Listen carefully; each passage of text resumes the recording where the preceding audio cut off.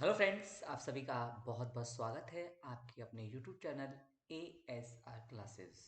Friends, आज class में जो हम डिस्कस करेंगे वो होगा भारत के राष्ट्रपति पर आधारित बहुत ही मोस्ट इम्पोर्टेंट क्वेश्चन जिनकी संख्या है 50। ये ऐसे क्वेश्चन हैं जो आपके किसी न किसी एग्जाम में आए हुए हैं, तो क्लास को पूरा ज़रूर देखिएगा और वीडियो को स्किप मत कीजिएगा। तो चलिए बिना देर के हम करते हैं क्लास की शुरुआत। पहला क्वेश्चन आपकी स्क्रीन पर है। किस अनुच्छेद के तहत राष्ट्रपति अपने पद ग्रहण करने की तिथि से 5 वर्ष की अवधि तक अपने पद पर बना रहता है? आपके पास ऑप्शन है तो दीजिए मुझे फटाफट प्रश्न का आंसर। तो इस प्रश्न का जो आंसर होगा वो आपका ऑप्शन होगा, option B is the correct answer. यानी अनुच्छेद 56 के तहत राष्ट्रपति अपने पद पर 5 वर्ष तक रह सकता है। ठीक है, इंपॉर्टेंट है, ध्यान रखिएगा। चलिए नेक्स्ट क्वेश्चन की ओर मूव करते हैं। क्वेश्चन नंबर 2 आपकी स्क्रीन पर है। राष्ट्रपति के चुनाव के लिए निर्वाचक मंडल में होते हैं। मोस्ट इंपोर्टेंट क्वेश्चन, ध्यान रखिएगा, आईएएस में आया हुआ क्वेश्चन है। ऑप्शंस को ध्यान से पढ़ें। ऑप्शन ए कह रहा है संसद के सभी सदस्य एवं विधानसभाओं तथा विधान परिषदों के सभी सदस्य। ऑप्शन बी कह रहा है संसद के दोनों सदनों तथा विधानसभाओं के निर्वाचित सदस्य। ऑप्शन सी है संसद के दोनों सदनों के सभी सदस्य। ऑप्शन डी कह रहा है संसद के दोनों सदनों के सभी निर्वाचित सदस्य। तो राष्ट्रपति चुनाव में जो आपका निर्वाचक मंडल होता है उसमें option B is the correct answer, कि संसद के दोनों सदनों के तथा विधानसभाओं के निर्वाचित सदस्य क्या होते हैं, उसमें पार्टिसिपेट करते हैं। तो option B is the correct answer. Next question आपकी स्क्रीन पर, क्वेश्चन नंबर 3। भारत के राष्ट्रपति को उसके पद से हटाया जा सकता है भारत के प्रधानमंत्री द्वारा, लोकसभा के द्वारा, भारत के मुख्य न्यायाधीश द्वारा या संसद द्वारा। तो इस प्रश्न का जो आंसर होगा वो option D is the correct answer. अब क्वेश्चन मेरा ये है कि बताइए अभी भारत में कौन से राष्ट्रपति को इस मेथड से हटाया गया है? तो अभी तक ऐसा कोई भी राष्ट्रपति नहीं है जिसे इस मेथड से हटाया गया हो। ठीक है, चलिए अगला क्वेश्चन। क्वेश्चन नंबर 4 आपकी स्क्रीन पर है, ध्यान से पढ़िए और दीजिए मुझे प्रश्न का आंसर। संविधान के उल्लंघन के लिए राष्ट्रपति के महाअभियोग की कार्रवाई किसमें शुरू की जा सकती है? महाअभियोग यानी राष्ट्रपति को हटाने की जो क्रिया होती है उसे किस नाम से जाना जाता है? महाअभियोग के नाम से जाना जाता है। तो लोकसभा में, राज्यसभा में, संसद के किसी भी सदन में, उच्चतम न्यायालय के सदन में। तो आपका जो ऑप्शन होगा option C is the correct answer, कि संसद के किसी भी सदन में राष्ट्रपति के खिलाफ महाअभियोग की कार्रवाई शुरू की जा सकती है। अगला प्रश्न आपकी स्क्रीन पर है, क्वेश्चन नंबर 5। राष्ट्रपति के विरुद्ध महाअभियोग प्रस्ताव पास करने के लिए कितने सदस्यों का समर्थन चाहिए? वेरी इंपॉर्टेंट क्वेश्चन है, ध्यान रखिएगा। अब तक हमें पता है कि हम महाअभियोग से हटा सकते हैं, लेकिन कितना चाहिए? तो ऑप्शन आपके सामने, संसद में उपस्थित और मतदान करने वाले कम से कम 2/3 सदस्य। ऑप्शन बी कह रहा है संसद में कुल सदस्यों में से कम 2/3 सदस्य, संसद के कुल सदस्यों में से बहुसंख्यक के सदस्य, और ऑप्शन डी कह रहा है संसद में विशेष बहुमत से। तो आपका option B is the correct answer. यहाँ 5वें नंबर में आपका बी बिल्कुल सही आंसर होगा, कि संसद के कुल सदस्यों में से कम 2/3 सदस्य उनके खिलाफ वोट करें। अगला क्वेश्चन आपकी स्क्रीन पर, क्वेश्चन नंबर 6। ध्यान से पढ़ें और दें मुझे प्रश्न का आंसर। राष्ट्रपति पर महाअभियोग किस आधार पर लगाया जा सकता है? देखिए हमने तीनों अभी पढ़ लिए हैं। पहला क्या पढ़ा हमने, किस मेथड से उसको हटा सकते हैं? महाअभियोग द्वारा। और उसके लिए कितने सदस्यों का रिक्वायरमेंट होता है? अब ये क्वेश्चन आ रहा है कि उस पर क्यों लगाया जा सकता है? किसी भी आधार पर, संविधान के अतिक्रमण करने पर, राज्य विधानसभा को भंग करने पर, उपराष्ट्रपति को राष्ट्रपति बनाने पर, किस पर? तो आपका option B is the correct answer, कि अगर वह संविधान के अतिक्रमण करने की कोशिश कर रहा है तो हम उस पर महाअभियोग की कार्यवाही शुरू कर सकते हैं। और किस पे कर सकते हैं? सदन के किसी भी सदन भाग पर हम क्या करते हैं, चाहे लोकसभा में या फिर राज्यसभा में। ठीक है, option B is the correct answer. चलिए क्वेश्चन नंबर 7 आपकी स्क्रीन पर है। राष्ट्रपति महाअभियोग की प्रक्रिया किस देश के संविधान से ली गई है? वेरी वेरी इंपॉर्टेंट क्वेश्चन है, ध्यान रखिएगा। तो ये आपका लिया गया है, option A is the correct answer. ये अमेरिका से लिया गया है। क्लियर है? चलिए, क्वेश्चन नंबर 8 आपकी स्क्रीन पर है। राष्ट्रपति को निम्नलिखित में से कौन पद एवं गोपनीयता की शपथ दिलाता है? ऑप्शन ए भारत का मुख्य न्यायाधीश, प्रधानमंत्री, अटॉर्नी जनरल और महाधिवक्ता। तो आपका ऑप्शन कौन सा सही है? Option A is the correct answer, कि भारत का सुप्रीम कोर्ट का जो मुख्य न्यायाधीश होता है वो राष्ट्रपति को उसके पद एवं गोपनीयता की शपथ दिलाता है। अगला क्वेश्चन, राष्ट्रपति संशोधन राष्ट्रपति संविधान के किस अनुच्छेद के तहत भारत के मुख्य न्यायाधीश के समक्ष शपथ ग्रहण करता है? ध्यान रखना। तो ऑप्शन आपके पास में अनुच्छेद 58, अनुच्छेद 60, अनुच्छेद 66 या अनुच्छेद 70, कौन सा होगा आपके प्रश्न का आंसर? तो आपके जो आपका प्रश्न है, option B is the correct answer. अनुच्छेद 60 के अंतर्गत राष्ट्रपति मुख्य न्यायाधीश के समक्ष शपथ ग्रहण करता है। क्लियर है मेरे बच्चों? और अनुच्छेद 124 के तहत राष्ट्रपति मुख्य जो आपका सुप्रीम कोर्ट है उसके न्यायाधीशों की नियुक्ति करता है। ये ध्यान रखना। देखो, 60 के तहत तो खुद ले रहा है मुख्य न्यायाधीश के समक्ष, और ये राष्ट्रपति किसकी नियुक्ति कर रहा है? न्यायाधीशों की। मुख्य न्यायाधीश की नियुक्ति राष्ट्रपति नहीं करता, ध्यान रखिएगा। चलिए अगले क्वेश्चन की ओर मूव करते हैं। क्वेश्चन नंबर 10 आपकी स्क्रीन पर है। मुख्य न्यायाधीश की अनुपस्थिति में राष्ट्रपति किसके समक्ष शपथ लेगा? वेरी वेरी इंपॉर्टेंट क्वेश्चन है। क्या किसी रीजन से मुख्य न्यायाधीश देश में नहीं है या फिर किसी रीजन से अपने पद पर नहीं है, तो राष्ट्रपति किसके समक्ष अपनी पद एवं गोपनीयता की शपथ लेगा? उपराष्ट्रपति, महान्यायवादी, लोकसभा अध्यक्ष और सर्वोच्च न्यायालय के वरिष्ठ न्यायाधीश। तो आपका जो ऑप्शन होगा वो option D is the correct answer, कि सर्वोच्च न्यायालय के जो वरिष्ठ न्यायाधीश है, फिर उस यदि मुख्य न्यायाधीश अनुपस्थित है तो उसकी अनुपस्थिति में राष्ट्रपति शपथ लेंगे। क्वेश्चन नंबर 11 आपकी स्क्रीन पर है। यदि राष्ट्रपति और उपराष्ट्रपति दोनों देश से बाहर हो तो उस स्थिति में उनके कार्यभार को कौन ग्रहण करता है, यानी कौन वहन करता है? तो आपका ऑप्शन कौन सा है? तो आपका option option C is the correct answer. सर्वोच्च न्यायालय के मुख्य न्यायाधीश उस देश में राष्ट्रपति का जो भी कार्यभार है या कार्यवाहक राष्ट्रपति कह सकते हैं। ऑप्शन सी आपका बिल्कुल करेक्ट आंसर होगा। चलिए नेक्स्ट क्वेश्चन पे मूव करते हैं। क्वेश्चन नंबर 12 आपकी स्क्रीन पर है। क्वेश्चन, यदि राष्ट्रपति त्यागपत्र देना चाहे तो वह अपना त्यागपत्र किसे संबोधित करेगा? देखिए, मैंने आपको यहाँ बताया था कि देश का प्रथम नागरिक कौन होता है? राष्ट्रपति। और दूसरा कौन होता है? उपराष्ट्रपति। अगर प्रथम राष्ट्र देना चाहता है तो किसको देगा? वो भारत के उपराष्ट्रपति को अपना त्यागपत्र सौंपेगा। ठीक है, कोई इशू? चलिए नेक्स्ट क्वेश्चन पे। लेकिन ध्यान रखना, शपथ कौन दिलाता है? शपथ दिलाएगा मुख्य न्यायाधीश। और अगर इसे अपना न्यायाधीश न्यायाधीश और अगर इसे अपना त्यागपत्र देना है तो किसे देना पड़ेगा? तो उसे भारत के उपराष्ट्रपति को देना होगा। क्वेश्चन नंबर 13 आपकी स्क्रीन पर है। राष्ट्रपति के त्यागपत्र की सूचना उपराष्ट्रपति किसको देता है? प्रधानमंत्री को, भारत के मुख्य न्यायाधीश को, लोकसभा अध्यक्ष को या भारत के महान्यायवादी को? अगर देश के राष्ट्रपति ने उपराष्ट्रपति को अपना त्यागपत्र दे दिया है तो इसकी इंफॉर्मेशन लोकसभा अध्यक्ष को देगा। Option C is the correct answer. Clear है? चलिए नेक्स्ट क्वेश्चन पे मूव करते हैं। क्वेश्चन नंबर 14 आपकी स्क्रीन पर है। जब राष्ट्रपति की मृत्यु या त्यागपत्र या अन्य किसी कारण से वह अपने कर्तव्य को नहीं कर सकता तो उपराष्ट्रपति कितने समय तक राष्ट्रपति के रूप में कार्य कर सकता है, यानी बिना इलेक्शन लड़े, है ना, कितने समय तक वो राष्ट्रपति के उत्तरदायित्व निभा सकता है?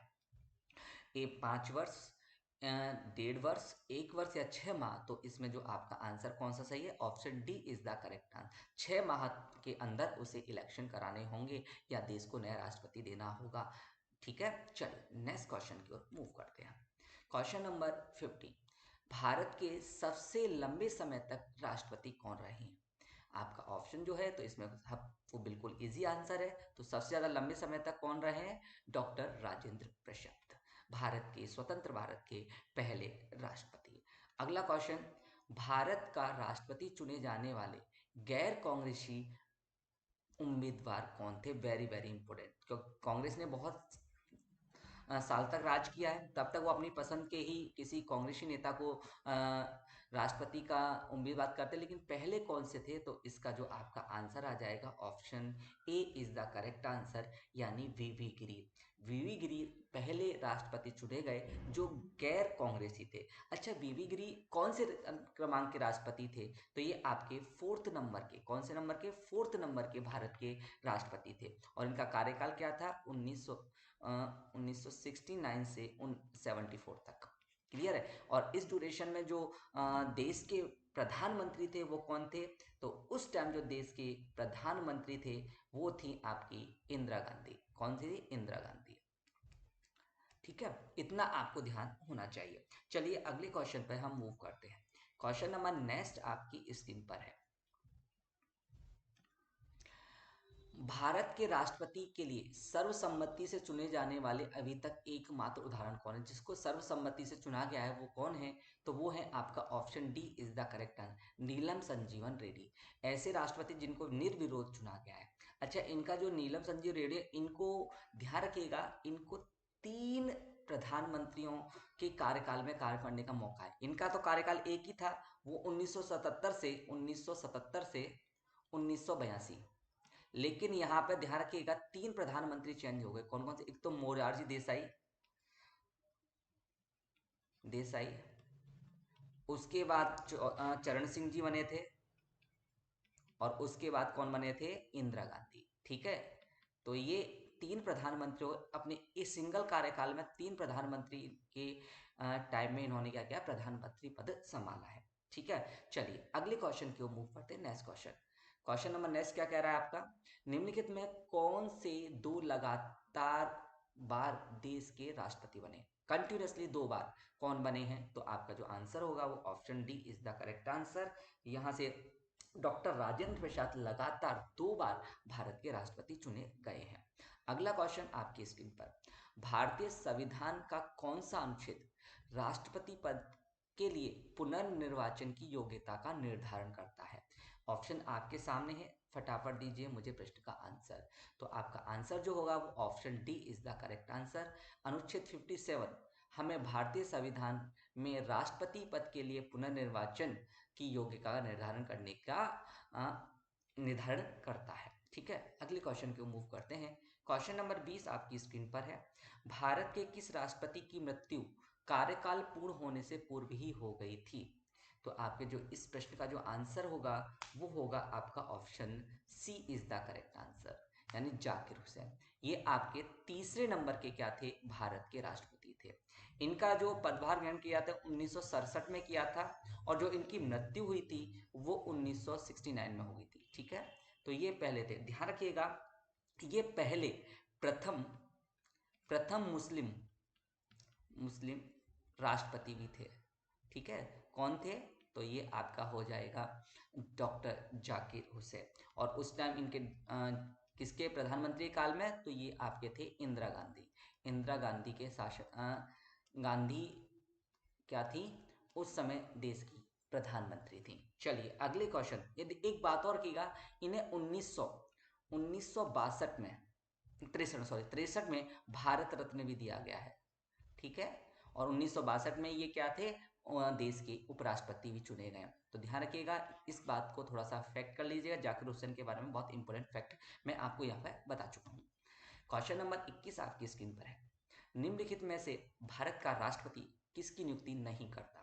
ध्यान रखिएगा, किसकी नियुक्ति नहीं करता आपको ये बताना है, उपराष्ट्रपति की, प्रधानमंत्री की, राज्यपाल की, या निर्वाचन आयुक्त की, यानी किसके समक्ष वो शपथ नहीं लेता, राष्ट्रपति के समक्ष कौन शपथ नहीं लेता, तो आपका ऑप्शन कौन सा सही है, ऑप्शन ए, उपराष्ट्रपति की।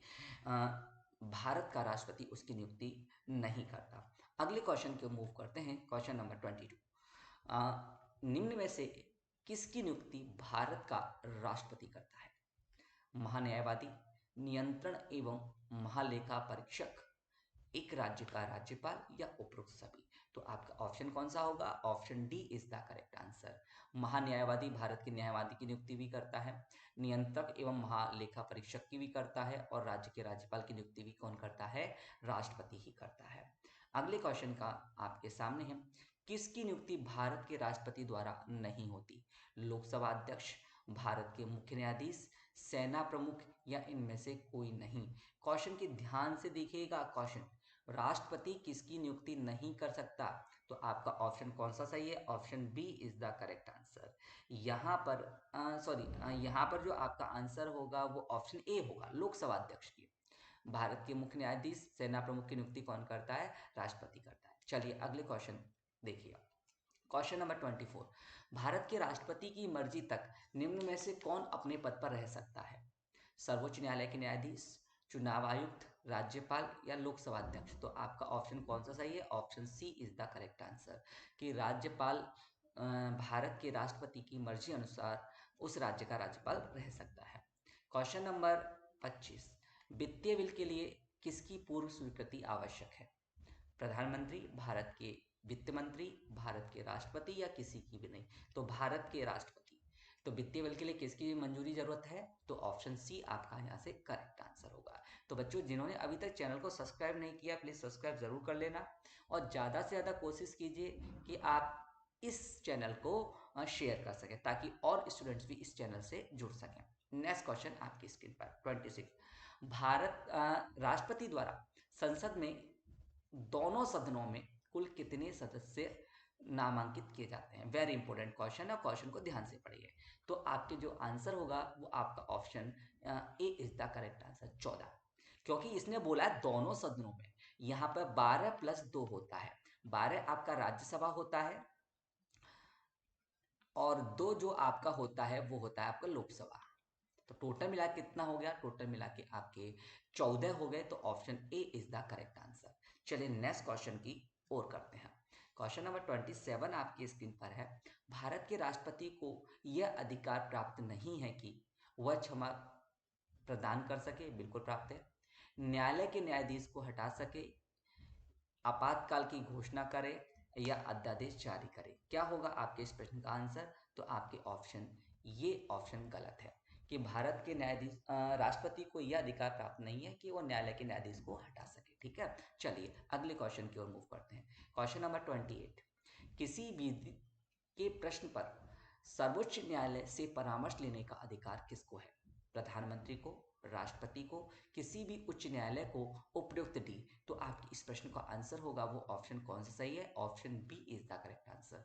किसी विधि के प्रश्न पर यदि राष्ट्रपति चाहे तो वो डायरेक्ट सुप्रीम कोर्ट के मुख्य न्यायाधीश से क्या ले सकता है? अपना परामर्श ले सकता है, फिर उसकी मर्जी उसे माने या ना माने। क्वेश्चन नंबर अगला, क्वेश्चन नंबर 29, भारतीय संविधान का कौन सा अनुच्छेद राष्ट्रपति को उच्चतम न्यायालय से परामर्श लेने की शक्ति प्रदान करता है? ध्यान रखिए, देखो अभी इस पर चर्चा कर रहे थे, तो जो आपका अनुच्छेद है वो option C is the correct answer कि ऑप्शन जो अनुच्छेद 143 है वो भारतीय संविधान में राष्ट्रपति को विविध के किसी भी प्रश्न पर उच्चतम न्यायालय से परामर्श करने की आजादी प्रदान करता है। चलिए अगले क्वेश्चन पर मूव करते हैं। क्वेश्चन नंबर आपकी स्क्रीन पर है 30, देश विदेशों में भेजे जाने वाले विभिन्न संसदीय प्रतिनिधि मंडलों के लिए व्यक्तियों का नामांकन निम्न में से कौन करता है? कि कौन सा विदेश में जाना चाहिए, इसकी फाइनली घोषणा कौन करता है? इसका निर्वाचन मतलब कौन इस पर फाइनली मोहर लगाता है? तो ये होगा आपका option C is the correct answer कि देश का राष्ट्रपति ही इसकी फाइनली क्या करता है? चयन करता है। अगला क्वेश्चन, क्वेश्चन नंबर 31 आपकी उनमें, भारत के निम्नलिखित में से कौन से न्यायाधीश ने कुछ समय तक भारत के राष्ट्रपति के रूप में काम किया है? तो आपका जो आंसर होगा वो option D is the correct answer, न्यायमूर्ति एम हिदायतुल्ला। ठीक है, अब देखिए यहाँ पर एक बात ध्यान रखिएगा, हिदायतुल्ला की बात करूं तो ये भारत के प्रथम मुस्लिम मुस्लिम मुख्य न्यायाधीश थे। ध्यान के न्यायाधीश थे, ठीक है, और ये 1968 में बने थे, 1968 में। ठीक है, अब यहां से एक बात समझे, तो ये 2 बार देश के राष्ट्रपति का कार्यभार इन्होंने संभाला है। पहली बार इन्होंने 20 जुलाई को संभाला था, 20 जुलाई 1969 को। ठीक है, और ये 24 अगस्त तक संभाला था इन्होंने।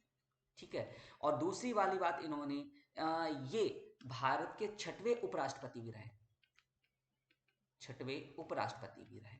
ठीक है, इस बात को भी ध्यान रखिएगा। चलिए अगले क्वेश्चन को मूव करते हैं।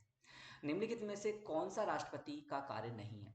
लोकसभा का सत्र बुलाना, लोकसभा का विघटन करना, लोकसभा का सत्र भाषण करना, या किसी भी सत्र के अंतर्गत लोकसभा की बैठकें आहूत करना। तो option D is the correct answer. ये इसका काम नहीं होता। चलिए अगले क्वेश्चन पे मूव करते हैं। क्वेश्चन नंबर 33 आपकी स्क्रीन पर है। भारत के राष्ट्रपति किस सूची के विषय पर अध्यादेश जारी नहीं कर सकता? ध्यान रखिएगा, किस। तो आपके जो इस प्रश्न का आंसर है, तो आपका option A is the correct answer. राज्य सूची पर, राज्य सूची के विषयों पर राष्ट्रपति अपना अध्यादेश जारी नहीं कर सकता। अच्छा, एक क्वेश्चन मेरा है, ऑप्शन में आप मुझे कमेंट में शिक्षा किस सूची में शामिल की गई है? ठीक है, राज्य सूची में, संघ सूची में, या समवर्ती सूची में, ये मुझे कमेंट करके जरूर बताइएगा। चलिए अगला क्वेश्चन आपके सामने। युद्ध अथवा भारत पर आक्रमण होने की स्थिति में निम्न में से कौन अंतिम रूप से आक्रमणकारी के विरुद्ध युद्ध की घोषणा करता है? तो अंतिम रूप से जो घोषणा करता है वो कौन सा करता है? भारत का प्रथम नागरिक यानी राष्ट्रपति। चलिए अगला क्वेश्चन, क्वेश्चन पांचवा आईएएस में आया हुआ इंपोर्टेंट क्वेश्चन है, ध्यान से पढ़िए। भारतीय संविधान के अनुसार भारत के राष्ट्रपति का यह कर्तव्य है कि वह निम्न में से किसको या किनको संसद के पटल पर रखवाए? संघ वित्त आयोग की सिफारिशों को, बिल्कुल सही है। लोक लेखा समिति के प्रतिवेदन को, ये गलत है। नियंत्रण एवं महालेखा परीक्षक के प्रतिवेदन को, बिल्कुल सही है। राष्ट्रीय अनुसूचित जाति आयोग के प्रतिवेदन को, बिल्कुल सही है। तो आपका जो ऑप्शन है फर्स्ट, थर्ड एंड फोर्थ, यानी option C is the correct answer. चलिए नेक्स्ट क्वेश्चन पर मूव करते हैं। Question number 36। भारतीय संविधान का निम्नलिखित में से कौन सा अनुच्छेद भारत के राष्ट्रपति में अध्यादेश जारी करने की शक्ति प्रदान करता है? ऑप्शंस आपके सामने हैं। अनुच्छेद 74, अनुच्छेद 78, अनुच्छेद 123 या अनुच्छेद 124। कौन सा होगा आपका आंसर? तो आपका ऑप्शन कौन सा सही है? Option C is the correct answer, अनुच्छेद 123। चलिए नेक्स्ट क्वेश्चन पर मूव करते हैं। राष्ट्रपति द्वारा जारी एक अध्यादेश संसद के सत्र शुरू होने के बाद कितने समय तक रखा जाना आवश्यक है? कि उसको कंप्लीट मैक्सिमम आप इतने टाइम तक तो आपको रखना ही होगा। तो आपका आंसर है 6 सप्ताह। कितने सप्ताह तक? 6 सप्ताह आपका आंसर, लगभग 1.5 महीने के आसपास होता है। तो आपका ऑप्शन कौन सा सही है? Option B is the correct answer. अगला क्वेश्चन है, भारत के राष्ट्रपति के पास कौन सी वीटो शक्तियां होती हैं? भारत के राष्ट्रपति पूर्ण निषेध, निलंबित निषेध, पॉकेट निषेध, या उपरोक्त सभी। तो आपका option D is the correct answer. ये तीनों ही वीटो पावर भारत के राष्ट्रपति के पास होती हैं। अगला क्वेश्चन, भारत के राष्ट्रपति ने जिस एकमात्र मामले में वीटो मामले का या वीटो शक्ति का प्रयोग किया वह था हिंदू कोड बिल, पेप्सू विनियोग विधेयक, भारतीय डाकघर संशोधन अधिनियम, या दहेज प्रतिषेधक विनियम। तो आपका ऑप्शन कौन सा सही है? Option C is the correct answer, भारतीय डाक संशोधन अधिनियम। क्वेश्चन ये बनता है, अब आपका जो होमवर्क है, आपको पता हो वो कौन सा राष्ट्रपति था जिसने इस वीटो पावर का प्रयोग किया। जानने के लिए वीडियो के अंत तक जरूर बने रहें। चलिए अगले क्वेश्चन की ओर मूव करते हैं। Question number 14। राष्ट्रपति को लोकसभा किन दो सदस्यों को मनोनीत करने का अधिकार है? लोकसभा में किन दो सदस्यों को? मैंने बताया था राज्यसभा में कितने मनोनीत करता है, राज्यसभा में 12 और लोकसभा में कितना? 2। तो टोटल मिला के सब दोनों सदनों में कितना करता है? 14। तो ये आपका ऑप्शन है वो कौन सा है? Option B is the correct answer. Anglo Indian को 2 सदस्यों को लोकसभा में नियुक्त करता है कौन? राष्ट्रपति। क्वेश्चन नंबर 41 आपकी स्क्रीन पर है। लोकसभा द्वारा पारित विधेयक यदि राष्ट्रपति लोकसभा को पुनर्विचार के लिए वापस भेज देता है और लोकसभा उसे पूर्वत पास करके राष्ट्रपति के पास भेज देती है, तो राष्ट्रपति उस विधेयक को क्या कर सकता है? पुनः लौटा सकता है, पुनः स्पष्टीकरण की मांग कर सकता है, अनुमति देगा, सुप्रीम कोर्ट की अनुमति लेगा। तो देखिए पूछा है उसका अधिकार क्या है, तो वो पुनः पुनः लौटा सकता है, कि उसके बाद भी वो पुनः क्या कर सकता है? लौटा सकता है। ये जरूरी नहीं कि वो उसे अनुमति दे। Next question, question number 42। राष्ट्रपति किस विधेयक को पुनर्विचार के लिए नहीं लौटा सकता? साधारण विधेयक, गैर सरकारी विधेयक, धन विधेयक या इनमें से कोई नहीं, तो option C is the correct answer. धन विधेयक को राष्ट्रपति पुनः विचार के लिए नहीं लौटा सकता। अगला क्वेश्चन, क्वेश्चन नंबर 43।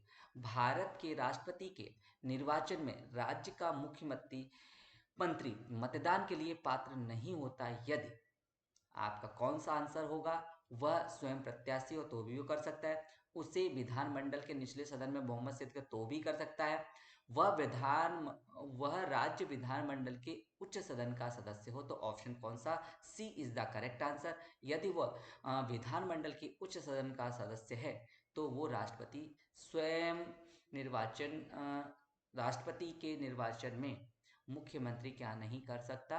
अपना मतदान नहीं कर सकता।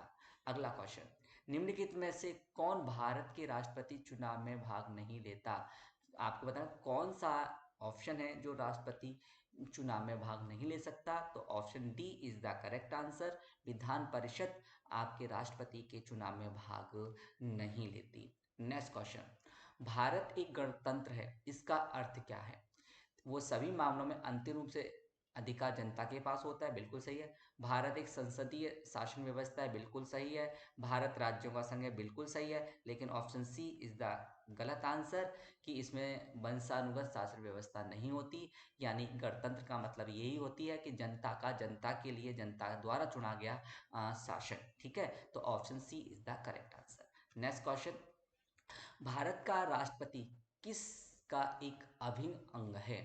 तो भारत का राष्ट्रपति संसद तीन है, लोकसभा, राज्यसभा और राष्ट्रपति, ये तीन अंग होते हैं, ध्यान रखिएगा।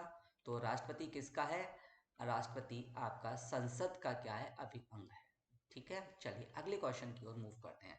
क्वेश्चन नंबर 47, एक विधेयक जो संसद में प्रस्तुत किया जाता है, कौन सी क्रिया के बाद वो अधिनियम बन जाता है? जब वह संसद के दोनों सदनों द्वारा पारित हो जाए, जब राष्ट्रपति अपनी सहमति दे देता है, जब प्रधानमंत्री उस पर हस्ताक्षर कर देता है, जब सर्वोच्च न्यायालय इसे केंद्रीय संसद के अधिकार क्षेत्र में होना घोषित कर देता है। यहाँ सर्वोच्च न्यायालय आएगा, ठीक है, न्यायालय मिल जाए। ठीक है, तो आपका ऑप्शन कौन सा? Option B is the correct answer. अधिनियम कब बनेगा? जब देश का राष्ट्रपति उसे अपनी सहमति प्रदान कर दे। ठीक है, नेक्स्ट क्वेश्चन, जब कोई विधेयक संसद द्वारा पारित किया जाता है तो राष्ट्रपति को अधिकार है कि वो उसे संशोधित कर सकता है, अस्वीकार कर सकता है, अपने पास अनिश्चित काल तक नहीं रख सकता, पुनर्विचार के लिए वापस भेज सकता है। ध्यान से दीजिएगा प्रश्न का आंसर। तो आपका ऑप्शन इज डी कि आप इसे पुनर्विचार कीजिए। Option D is the correct answer. ठीक है, वापस कहाँ भेज सकता है? वापस सदन में भेज सकता है कि आप इस पर पुनर्विचार कीजिए। अगला क्वेश्चन, भारत की पहली आदिवासी महिला राष्ट्रपति कौन है? ध्यान रखिए, भारत की पहली आदिवासी महिला है वो है आपका अभी जो वर्तमान में राष्ट्रपति हैं वो है द्रौपदी मुर्मू। ये पहली आदिवासी है, और यदि पहली महिला राष्ट्रपति पूछा है तो वो आपका कौन सा होगा? प्रतिभा पाल, जो आपके 12वें नंबर की थी। कौन से नंबर की थी? 12वें नंबर की राष्ट्रपति थी। और आज की क्लास का फाइनल क्वेश्चन आपकी स्क्रीन पर है, निम्नलिखित में से किस परिस्थिति में राष्ट्रपति अध्यादेश जारी नहीं कर सकता? कि जब केवल राज्यसभा ही सत्र में हो, जब केवल लोकसभा ही सत्र में हो, जब दोनों सत्र में हो, जब दोनों सत्र में ना हो, तो option C is the correct answer. जब दोनों सत्र में हो, जब राष्ट्रपति कोई भी अध्यादेश जारी नहीं कर सकता। तो उम्मीद करता हूँ आपको क्लास अच्छी लगी होगी, तो ज़्यादा से ज़्यादा क्लास को शेयर करें, साथ में ज़्यादा से ज़्यादा चैनल को सब्सक्राइब कराएं।